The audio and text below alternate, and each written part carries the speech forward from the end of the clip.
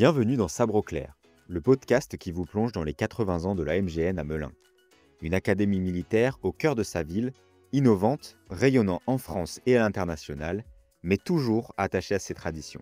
À chaque épisode, plongez dans les récits de celles et ceux qui font vivre cette institution.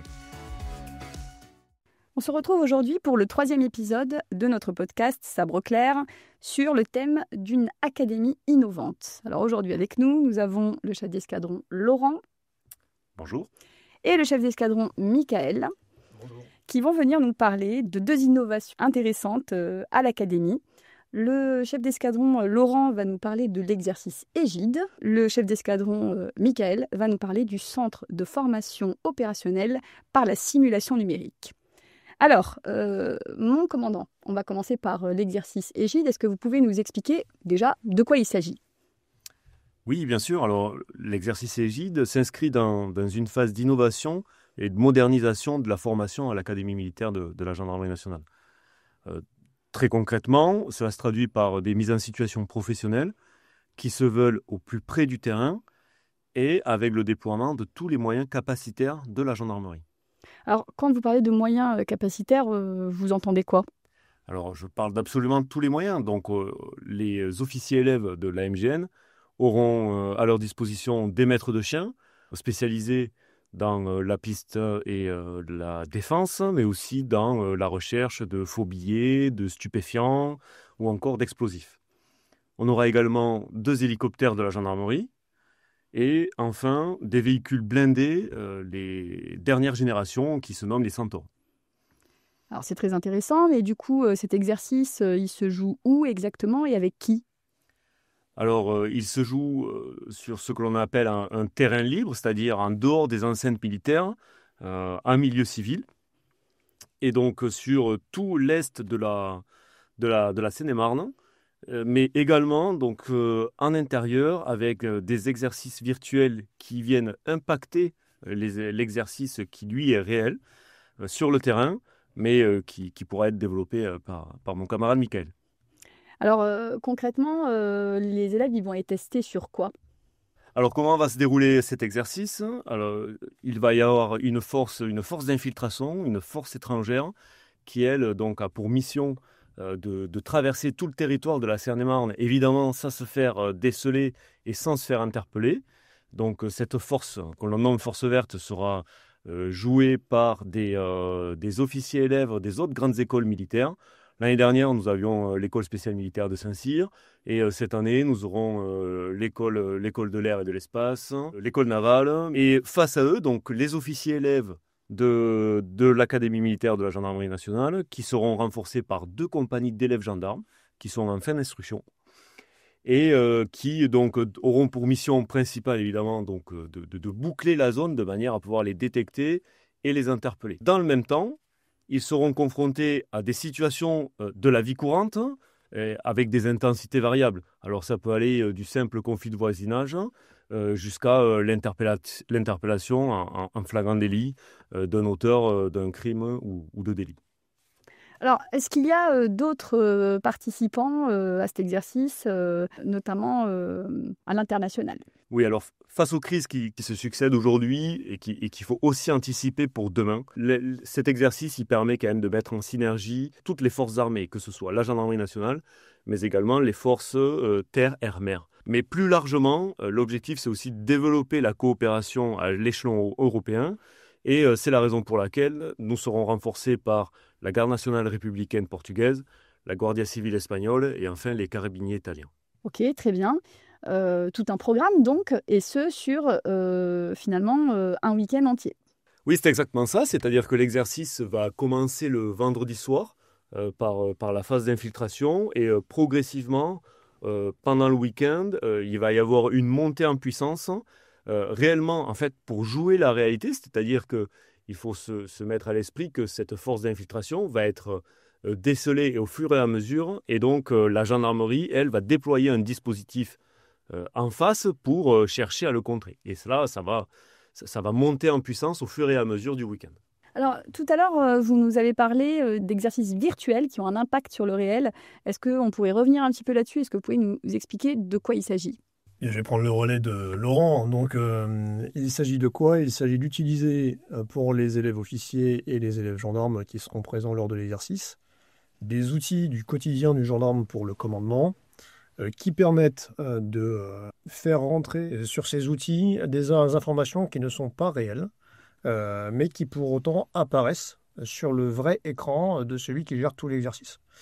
Et virtuellement, les élèves, les apprenants vont avoir à gérer ces incidents-là comme s'ils les géraient dans la réalité, ce qui augmente le volume d'interactions qui sont faites sans pour autant déployer des forces sur le terrain. Alors, par exemple, qu'est-ce qu'on peut avoir comme incident généré de manière simulée? Eh bien, on pourrait très bien avoir un problème sur une barrière de péage sur lequel on est obligé d'intervenir pour des raisons de trouble à l'ordre public en plus de la gestion de l'événement, qui demanderait l'engagement de forces mobiles et de forces de sécurité routière en même temps que nos camarades de la sécurité publique générale habituelle. Et donc, bien, comme ça génère énormément de force à mettre en place et énormément de plastrons, et bien, pour le coup, on le simule de manière à travailler tout ce qui est process métier de gestion d'un événement de cette ampleur-là pour les élèves. Très bien. Alors, vous, mon commandant, vous êtes à la tête du Centre de formation opérationnelle par la simulation numérique qui vient de naître en même temps que l'AMGN en septembre 2024. Alors, du coup, c'est quoi un peu l'histoire de ce tout nouveau centre? Comment il est apparu?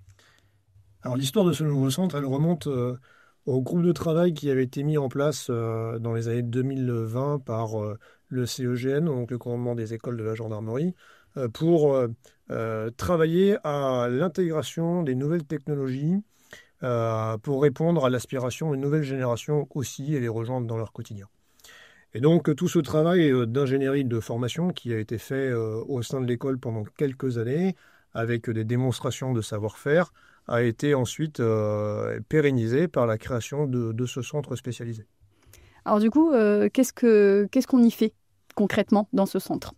On y fait non seulement de la création d'exercices, de la conception d'exercices pour les besoins de la formation initiale, continue ou métier de l'académie, mais on fait également de l'entraînement pour les forces qui décident de passer avant de partir sur une opération réelle. On va jouer en avance de phase de leur déploiement, de manière à pouvoir mieux travailler sur ce qui pourrait leur arriver.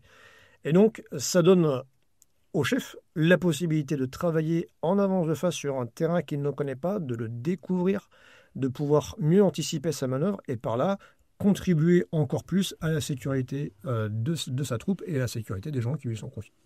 Alors justement, est-ce que vous l'avez joué ça à l'occasion des Jeux Olympiques?